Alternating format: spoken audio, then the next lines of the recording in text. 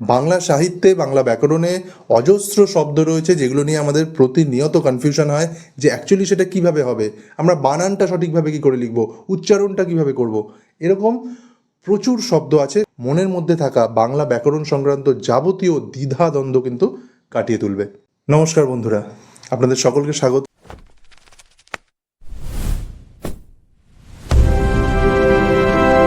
আজকে একটা অদ্ভুত টপিক নিয়ে আলোচনা করব। আমরা প্রায়ই কথা বলার সময় কিছু কিছু বাংলা শব্দ ভুল উচ্চারণ করি, হয়তো বুঝে কখনো বা না বুঝে। কিন্তু আমরা যদি সঠিক তথ্যটা পাই, আমরা যদি সঠিক অর্থটা বুঝি, তাহলে কিন্তু আমাদের সেই কনফিউশনটা দূর হবে এবং আমরা সঠিকভাবে সেই শব্দটা উচ্চারণ করতে পারবো। তাই বাংলা ব্যাকরণ পড়ার সময় আমাদের এই বিষয়গুলো কিন্তু খুব বেশি করে খেয়াল রাখতে হবে। তাহলে চলুন দেখে নিই আজকে আমরা কোন শব্দটা নিয়ে কাজ করছি। আমরা প্রায়ই একটা বাংলা বর্ণমালার একটা বিশেষ অক্ষর নিয়ে ভুলভাবে উচ্চারণ করি। কেউ কেউ বলে অনুস্বার, কেউ বলে অনুস্বার। কোনটা ঠিক, এই কনফিউশনটা কিন্তু আমাদের প্রায় হয়। এই ভুলটা আমরা প্রায় শুনি, কানে আসে আমাদের। আমরা এর মানেটা বোঝার চেষ্টা করি। চলুন, অ্যাকচুয়ালি এই অনু মানে কি? অনু কথার অর্থ হচ্ছে পরে। কার পরে? আর সার কথার অর্থ হচ্ছে শব্দ। কোন শব্দ? না, স্বরবর্ণ। এই বর্ণ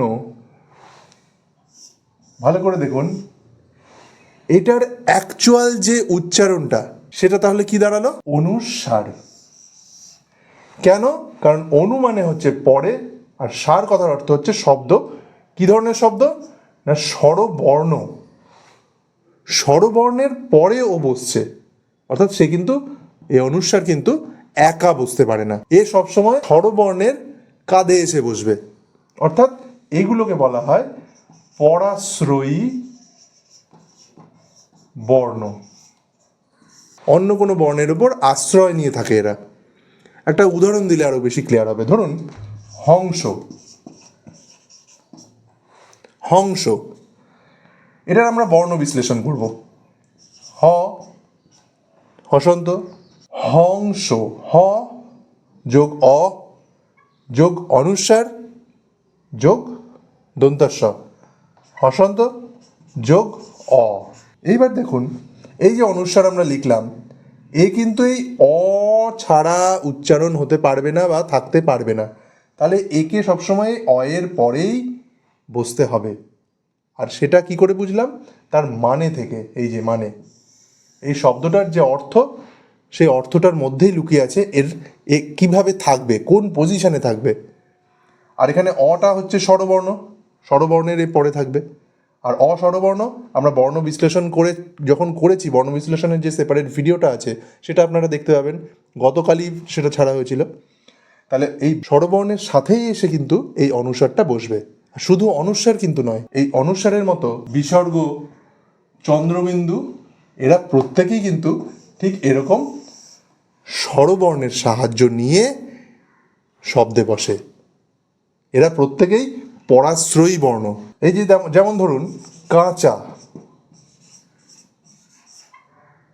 আমরা কয়ে চন্দ্রবিন্দু আকার চয় আকার লিখছি, তার মানে এটা নয় যে কয়ের পরে বসছে। এটাকে আমরা বর্ণ বিশ্লেষণ করব। ক হসন যোগ আ, কয়ের পর আ, তারপরে কিন্তু এই চন্দ্রবিন্দুটা আছে, মানে আয়ের সাথে লেগে আছে।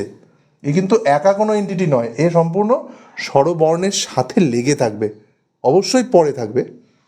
তাহলে ক, তারপর আ, তারপর চন্দ্রবিন্দু, তারপর চয় হসন্ত, তারপর আ। আমরা বর্ণ বিশ্লেষণ করলেই কিন্তু এই ধরনের ছোট ছোট বিষয়গুলোর কনসেপ্টটা আরও বেশি ক্লিয়ার হয়ে যাবে।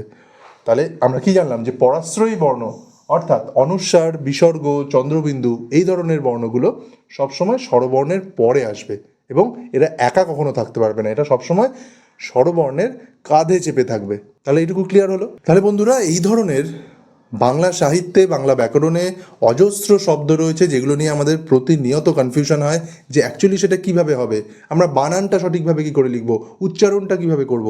এরকম প্রচুর শব্দ আছে, সেগুলো নিয়ে আগামী দিনে অজস্র ভিডিও কিন্তু আসতে চলেছে, যেগুলো আপনাদের মনের মধ্যে থাকা বাংলা ব্যাকরণ সংক্রান্ত যাবতীয় দ্বিধা দ্বন্দ্ব কিন্তু কাটিয়ে তুলবে।